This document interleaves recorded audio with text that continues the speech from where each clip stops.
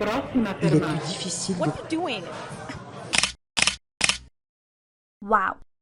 Ciao a tutti ragazzi e benvenuti in un nuovo video. Oggi ho deciso di portarvi con me mentre vado a fare una passeggiata. Io mi definisco un grande camminatore. Dovete scusarmi se sentirete tanto vento, ma in questa zona della Turchia il vento soffia costantemente, 24 ore su 24, tutti i giorni dell'anno. Come dicevo, io mi definisco un grande camminatore perché cammino spesso e camminare mi fa bene alla mente, oltre che al corpo ovviamente. Mi rilassa, mi aiuta a pensare meglio alla mia settimana, alla mia vita, alle cose che devo fare. Ed è stato così fin da quando mi ricordo, perché da piccolo mia nonna mi portava sempre a fare lunghe passeggiate e nonostante lei fosse un po' anziana, era sempre contenta di portarmi con sé. A volte andavamo in montagna, a volte ci facevamo accompagnare da un mio amico marocchino che viveva in una casa lì vicino. Purtroppo durante questo video sentirete molti cani, perché qua c'è un canile che accoglie i cani abbandonati e maltrattati e dà loro un posto in cui dormire. Qui in Turchia mi piace molto camminare nei sentieri meno battuti, dove si trovano meno persone e soprattutto non ci sono i cani randagi. Uno di questi è quello in cui vi sto portando con me in questo video, che corre parallelo alla strada che collega il paesino di Birgi a quello di Barbaros. In questo sentiero passeremo da due laghi che vengono usati per raccogliere l'acqua piovana che cade in inverno e autunno per poi dare da bere alle piante e ai giardini in estate. Grazie al clima ventoso e secco, nonostante ci sia caldo, è molto piacevole camminare e, come vi dicevo, quando cammino mi rilasso perché inizio a rimuginare tra me e me, cioè a pensare alle cose che devo fare, alle cose che sto facendo, e in questo modo riesco a pulirmi la testa dai pensieri negativi, dalle preoccupazioni inutili. Quando guardo queste piante verdi provo un senso di rilassamento che mi accompagna per tanto tempo, anche dopo che ho smesso di vedere le piante. Di solito, quando cammino, mi piace ascoltare i rumori dell'ambiente circostante senza usare le cuffie per la musica. Mi piace fare lunghe camminate perdendomi. Per fortuna ho un senso dell'orientamento abbastanza buono, quindi non mi riesco mai a perdere del tutto e alla fine trovo sempre la strada del ritorno. In questa maniera, quando ero in Romania e anche adesso in Turchia, sono riuscito a esplorare i dintorni di casa mia, scoprendo molti posti bellissimi che però erano quasi sconosciuti dalle persone che abitavano, dai locali. E questo mi ha fatto pensare che molto spesso le persone non conoscono veramente il posto in cui abitano, ma cercano sempre di andare da qualche altra parte, di andare all'estero quando viaggiano. Per esempio, io dico sempre che il lago di Garda è uno dei posti più belli del mondo, ma purtroppo molte persone che ci abitano non conoscono tutte le cose che questo luogo può offrire. Nel lago di Garda non c'è solo il lago, ma ci sono delle passeggiate da fare in montagna, dei punti panoramici bellissimi. Ci sono delle spiagge abbandonate che nessuno mai visita e tante altre cose, tra cui le città storiche come quella di Salò o di Toscolano. Quando ero in Romania mi piaceva mangiare più presto possibile, per esempio alle 6 o 6:30, e poi andarmene a fare una passeggiata senza il telefono, senza contare il tempo che ci avrei messo e perdendomi un po' nel bosco. Di solito queste passeggiate duravano 1 ora e mezza e alla fine tornavo a casa molto rilassato e contento. Questa è la macchia mediterranea, la vegetazione tipica anche delle coste del Mediterraneo in Italia. Sinceramente non so esattamente se questo sia il sentiero giusto, ma mi oriento seguendo la direzione delle montagne e sicuramente prima o poi arriverò dove avevo intenzione di arrivare. Questi boschi sono sempre abitati dal vento che soffia, che costantemente parla alle persone che lo attraversano. Mi piacerebbe camminare più spesso, ma purtroppo a volte non riesco a organizzarmi le giornate, quindi non trovo il tempo per fare una passeggiata. Mi sono accorto che quando cammino sono molto più produttivo, riesco a fare molte più cose con il mio lavoro. E infatti ieri sono andato a fare una camminata e quando sono tornato ho scritto 1000 parole del mio romanzo che ho quasi finito. In Italia la montagna, la natura è piena di sentieri tenuti abbastanza bene dove è facile trovare il percorso. Ma anche qua in Turchia ci sono questo tipo di sentieri, come quello che è indicato dai colori bianco e rosso, che ti aiutano a non perderti.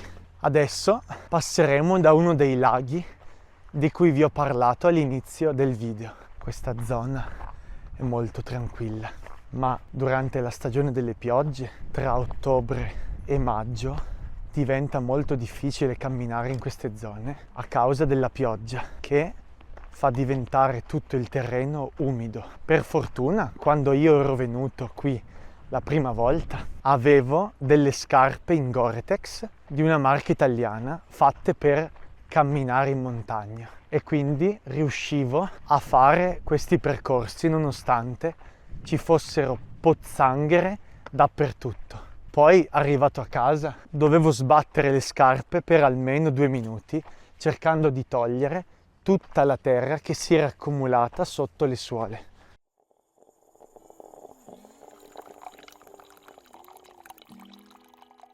Non ho mai fatto un video di questo tipo mentre cammino e spero che sia interessante per voi che lo guardiate. Da un po' di tempo stavo pensando se ne valga la pena di comprare una action camera come le GoPro o le action della DJI, perché mi piacerebbe aprire un canale YouTube dove carico i video delle mie camminate. L'idea sarebbe quella di attaccarmi la action camera al cappello e filmare quando vado a camminare. Non so se sia una buona idea e se possa interessare alle persone, ma vorrei provarci. Sono arrivato ad un sentiero che mi permetterà di andare sulla strada che porta a Barbaros. Quando ero venuto qua in Turchia non conoscevo nessuna di queste strade e la famiglia che mi ospitava nemmeno. Quindi le ho imparate tutte da solo esplorando, come vi dicevo. Ma questa parte qua era particolarmente difficile a causa del clima. Come potete sentire dalla mia voce, è iniziato a venirmi il fiatone, perché con lo sforzo respiro più faticosamente. In realtà questa è una cosa che ha sempre stupito molte persone con cui facevo sport, perché anche dopo 5 minuti di attività fisica io iniziavo ad avere il fiatone e sembrava che stessi morendo, che stessi per non farcela più. Però quando l'attività andava avanti, gli altri si accorgevano che io non mi ero fermato, ma anzi continuavo con il mio passo a correre o a camminare. E quindi io ho capito che il fatto di non riuscire a respirare molto bene e la mia resistenza sono scollegati. Quindi io ho capito che io ho molta resistenza, ma faccio fatica a respirare. Forse perché io spesso sono in ansia e quindi ho il respiro corto. Sono un po' affannato.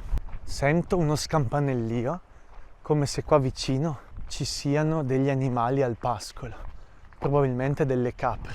ci sono delle capre e lì c'è un cane che sta facendo la guardia alle capre.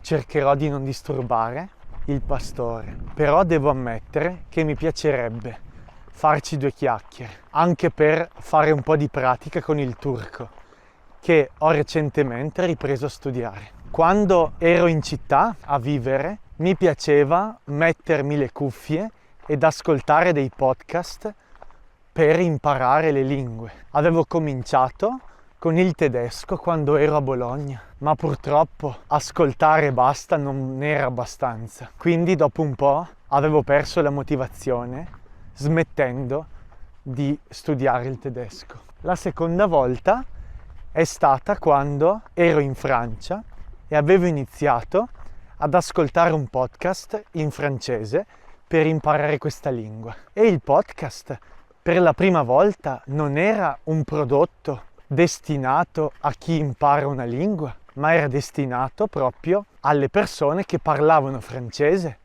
di lingua madre. Anche grazie al fatto che il francese è una lingua molto simile all'italiano, venendo dalla famiglia delle lingue latine, era stata un'esperienza molto più produttiva e interessante. Guardate, qui c'è un letto di un fiume molto secco, perché infatti, come vi dicevo, qui in estate non piove quasi mai. Questo podcast si chiamava Le Cœur sur la table, parlava di amore, di sentimenti e di come gestire le relazioni. Poi, quando ho iniziato a studiare il russo, allo stesso modo di come era successo con il tedesco, era molto difficile ascoltare dei podcast fin da subito, perché mi mancavano le basi della lingua. Però mi ero messo ad ascoltare uno youtuber che si chiama Max e il suo canale è Russian with Max. Me l'aveva consigliato la mia insegnante di allora e devo dire che anche grazie al fatto che i video erano interessanti di per sé,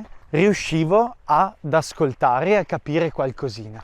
Adesso questo youtuber è diventata una delle mie principali ispirazioni quando faccio video e podcast. Ho preso molto spunto dalle sue tecniche. Averlo conosciuto non mi ha aiutato solo con il russo, ma anche con la mia carriera da youtuber. Carriera tra virgolette, ovviamente. Tra virgolette perché ho appena cominciato e per ora non guadagno ancora facendo i video. Usiamo questa espressione tra virgolette per diminuire un po' una definizione, renderla meno forte. Ho lasciato il sentiero principale e mi sono inoltrato in questa serie di cespugli e arbusti che a volte sembrano mostrare una traccia di sentiero, come qui, però poi non è una vera traccia di sentiero perché si conclude, per esempio, in un letto di un fiume. Quindi in realtà queste sono le tracce lasciate dai fiumi stagionali, quelli che si formano durante la stagione delle piogge, ma non riescono a scorrere durante l'estate, quando la stagione è secca. Non sono preoccupato perché comunque la mia direzione è là, ed è là dove io mi sto dirigendo. Probabilmente il cammino sarà un po' più lungo di quello che mi ero aspettato, ma è piacevole.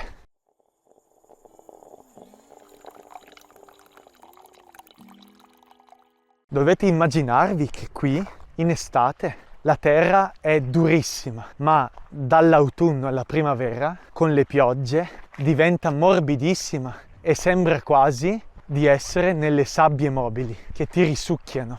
Nonostante mi trovo nella natura selvaggia, ci sono molti alberi da frutto selvatici, tra cui questi melograni, e quindi ne ho preso uno perché il melograno è uno dei miei frutti preferiti. Mi piace soprattutto perché si può usare anche in piatti salati, per esempio melograno, noci, formaggio come il camembert e la rucola sono un ottimo abbinamento per fare un'insalata. Guardate che bel colore. Là ci sono delle cassette che probabilmente sono in attesa di essere trasformate per fare un allevamento di api. Qui è abbastanza popolare vendere il miele artigianale lungo le strade principali, dove questi allevatori hanno un carrettino, una sedia e vendono a chi passa in macchina. Anche in Italia succedono queste cose, soprattutto con la frutta.